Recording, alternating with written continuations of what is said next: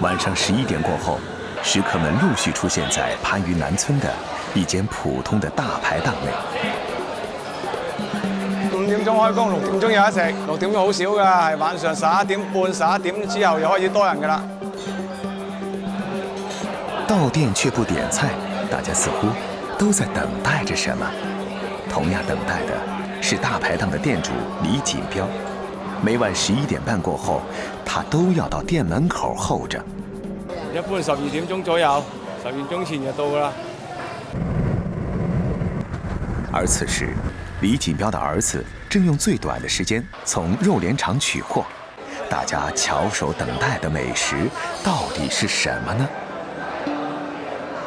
因為肉聯廠呢度即係佢要11點半先可以劏豬嘅，呢個時候嘅豬就係最新鮮嘅。11點45分，李錦彪的兒子準時回來。等候許久的食客終於按捺不住了。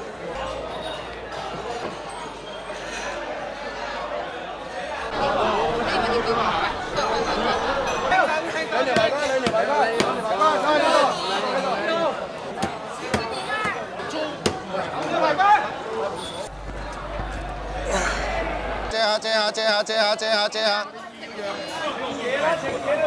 度，出來！兩條排骨，好快！嚟！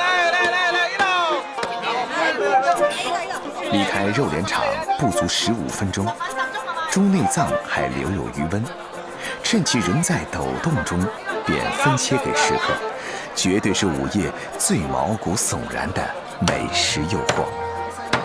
3斤8兩做邊度？西貢旺角。煲粥我點嚟？哇！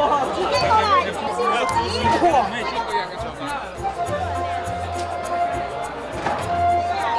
兩個7蚊，2個人租一個張係咪？3斤。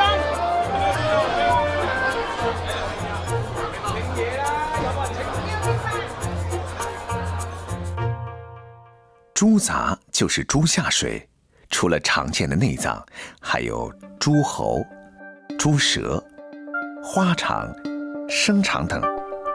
把家常的豬雜做成15年長盛不衰的生意，自有絕活。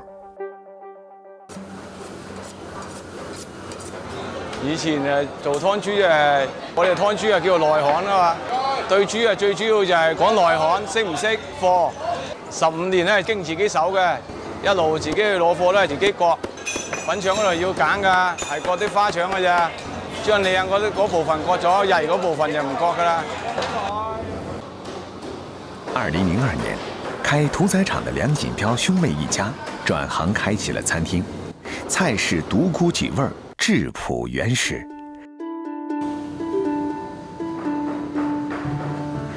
每桌必點的豬雜粥，粥底也頗為講究，選用粘性較高的東北大米，提前熬製超過3個小時，直至米粒開花，富有油脂。3點半鐘翻嚟洗米，洗乾淨米之後加少少油，一路煲到5點半，睇佢夠唔夠麵。加啲油咧，為咗個口感香少少，個粥夠麵。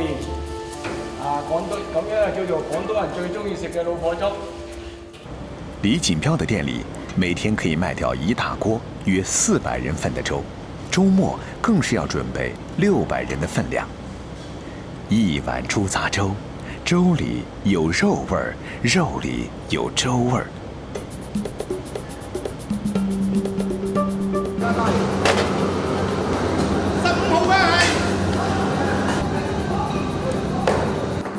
除了豬雜，當然還有一些市面難尋的貨色。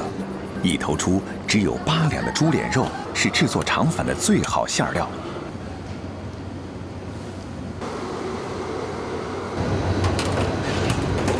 我哋啲米將係自己磨嘅，呢度有300-400條啦，來。接近透明的粉皮，包裹着新鮮的豬肉豬雜，肉比粉多，鮮甜爽脆，能帶給食客最大的滿足感。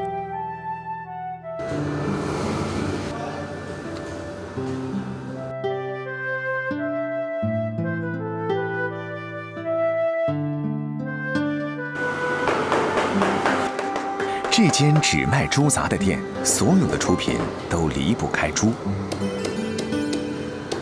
椒盐排骨、铁板猪杂、猪杂过水去除血腥味儿。炒的过程可以用秒来计算时间。猛火爆炒30秒后，放在烧热的铁板上，利用铁板的温度继续加热。猪杂不散碎，熟得恰到好处。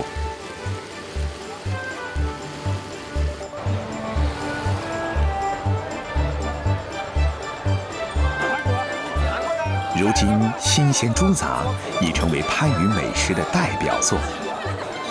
有不少食客更是驱车几个小时从周边城市过来，只為了品味食材最好的這一刻。呢度咧就要12點過後先有得食㗎，係啊，最緊要係新鮮又好食。廣東人素有吃宵夜的習慣，除了吃，還重在和誰吃。大家聚在一起促膝談天，順便滿足口腹之欲，不僅是對美味的追求，更是情感的聯繫。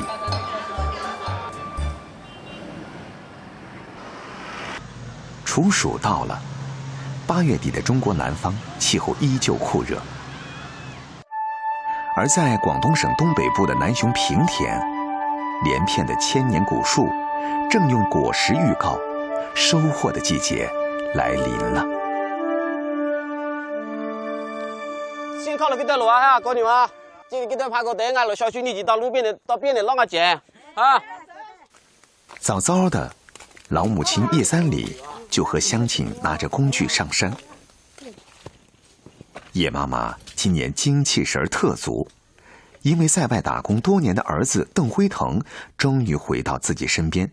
今年的採摘多了個得力的幫手。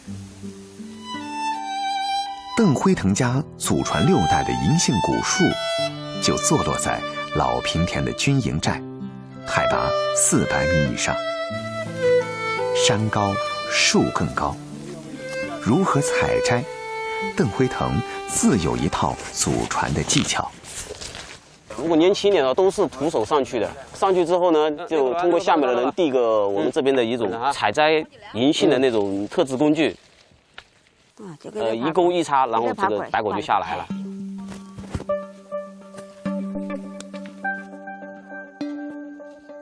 像我們小時候都是爸媽上去，然後我們在地下撿，然後現在就換成了我們上去，爸媽在地下撿了，都是這樣子的。銀杏，俗稱白果，因果樹生長較慢，又被稱為公孫樹，有公種而孫得食的含義。南雄各處的銀杏樹有5000多株，樹齡最長的有1680多年，樹齡最短的也有200-300年。我們家現在是一共有3棵樹，但是一般的話，從種下去到結果的話，應該是在20年左右。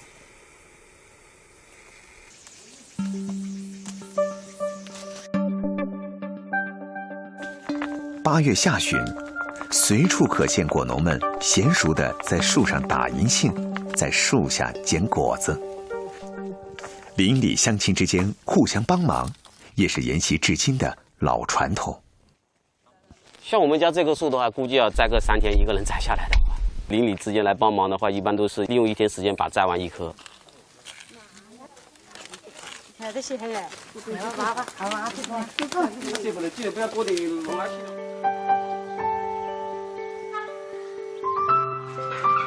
36歲的鄧輝騰是土生土長的平田人。2016年，為了照顧家庭，回鄉創業，靠着做小買賣和種田來維持日常生活。雖然賺錢不多，但鄧輝騰對生活很滿足。不用打理就能結果的銀杏樹，算是辛苦生活的額外獎賞。但老祖宗從不教人不勞而獲，想要吃上銀杏果，还得经过一道复杂的程序。进到了，好的量。银杏外表裹着一层厚厚的果皮，果皮所含的油脂具有毒素，不能直接用手剥离。平田镇的村民剥取白果，采用的仍然是老方法，将采摘下来的果子加水浸泡。邓辉腾家的银杏经过5、6天的发酵，已经进入最后阶段。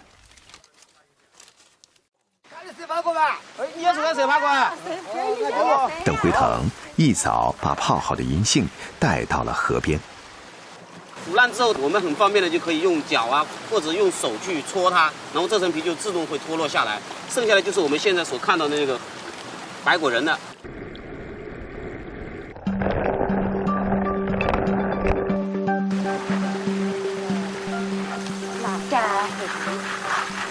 洗出来的银杏经过多次晾晒，直至表壳干透变白，冷藏起来可以存放1年。吃银杏其实吃的是银杏果核中的果仁。就像以前过年吃了哈。新鲜银杏用锤子轻轻一敲，吧嗒一声，壳裂了。一层黄褐色的果衣下，是翠绿剔透的果仁。去除果衣，细细品尝，无辛不苦，淡淡的糯香溢于齿颊之间。广东人擅长食疗，用猪肚银杏煲汤，再加入腐竹，在干燥的秋冬季食用，补而不燥。蒸排骨、蒸水蛋，或与瓜类同炒。银杏既能吸收其他食材的味道，同时又能保持自身的清爽。银杏煮鸭是当地的传统做法，本地鸭子炒至金黄，与银杏同煮，银杏去除肉的油脂，香而不腻。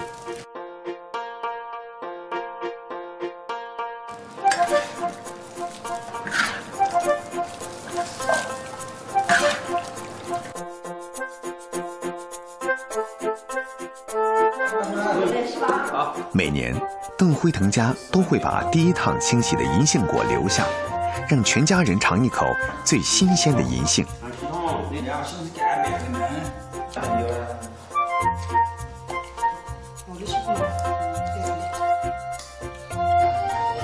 银杏带给当地人的财富将持续到年底。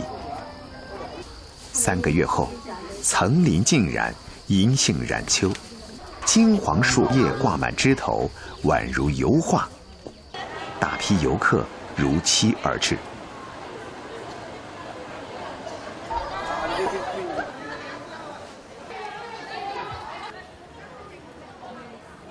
将储存的银杏拿到景点售卖，可以在这1个月里增添一笔不小的收入。忙去了，哎呀！许多年后，邓辉腾家的几棵银杏树也将传给儿女。银杏树年轮更迭，生活代代延续。在平田人祖祖辈辈的生活中，一棵银杏树留住的不仅仅是寻常时令如约而至的收获和美食，更是家族绵延不绝的人脉和温情。夕阳西下，偏居岭南一隅的南雄，山林宁静。而在不夜城广州，吃货们的生活才刚刚开始。广州黄沙，华南地区最大的水产综合市场，每天有500吨以上来自世界各地的海鲜汇集，再从这里发往全国。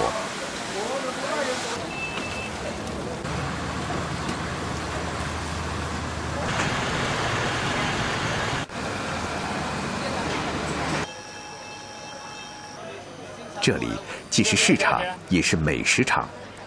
无数即点即购的海鲜水产被送到旁边的酒楼烹饪。24小时货如轮转，从不停歇。李征的生活日夜颠倒。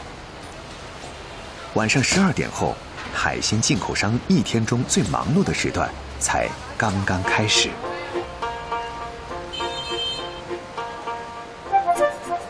李征批发的各种应季海鲜，都是他到世界各地考察挑选回来的。产自美国东岸的龙虾，经过18小时空运，到达广州依旧生猛。整个市场200多个海鲜经营者，竞争激烈。想要做好一门买卖，李征有自己的一套时间表。因为明天是阳历的16号，农历的18号。那我们广东人传统认为是一个比较好的日子，适合婚宴，所以我们今天要提前准备一些货物，以应付明天的要求。鱼要带水出货，龙虾干水打包，一个订单完成不过20分钟。每个人娴熟的动作，最大程度地保持了食材的新鲜。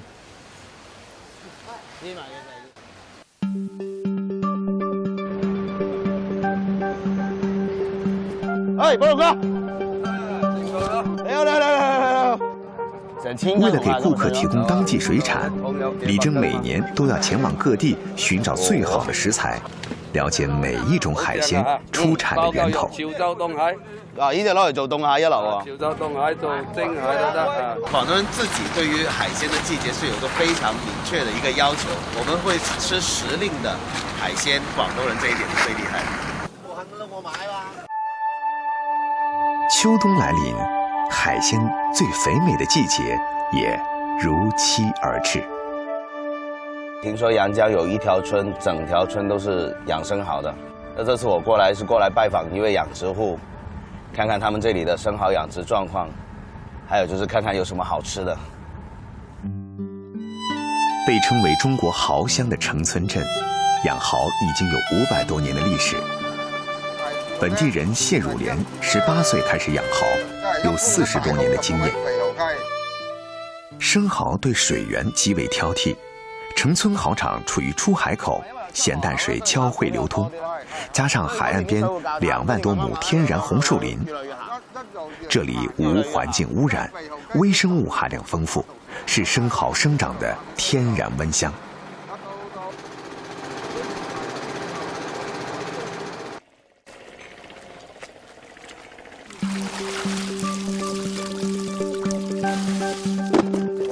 好大隻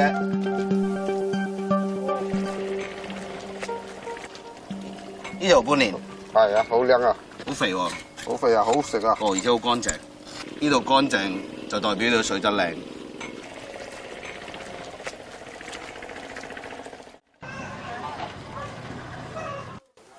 大锅蒸蚝是最地道的吃法，将鲜蚝原汁隔水蒸，本地人称为吹蚝，让水蒸气将蚝吹熟。蒸埋10分鐘就熟啊！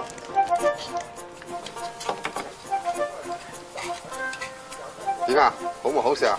正，原汁原味。從陽江回到廣州，李征1個月前預定的進口生蚝也到倉庫了。今天我們到的是那個加拿大跟法國蚝，大概有2000多打。電商興起的這幾年，進口食材從頂級餐廳走上老廣門的家常餐桌。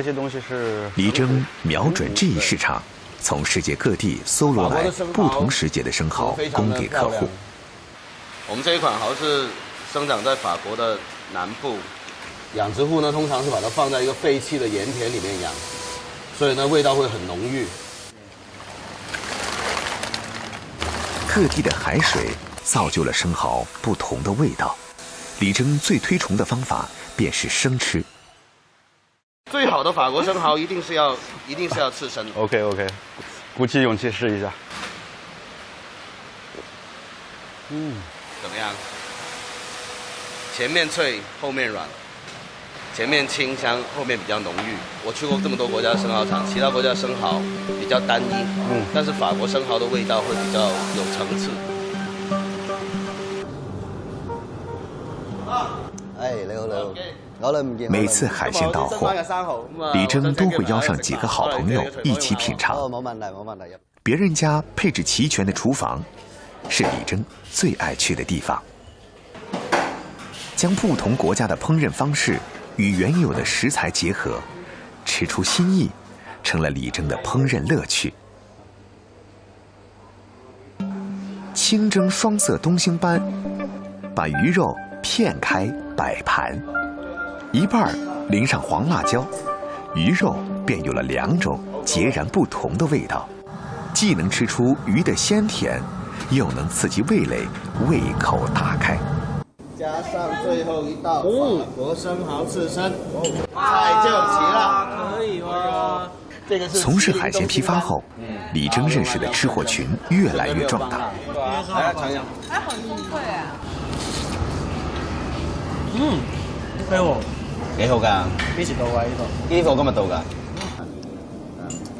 对于李征来说，烹饪与交友并行不悖，分享美食就是分享生活。吃饭，这个最为普通的生理需求，却是不同世界彼此包容、宽厚相处的通用语言。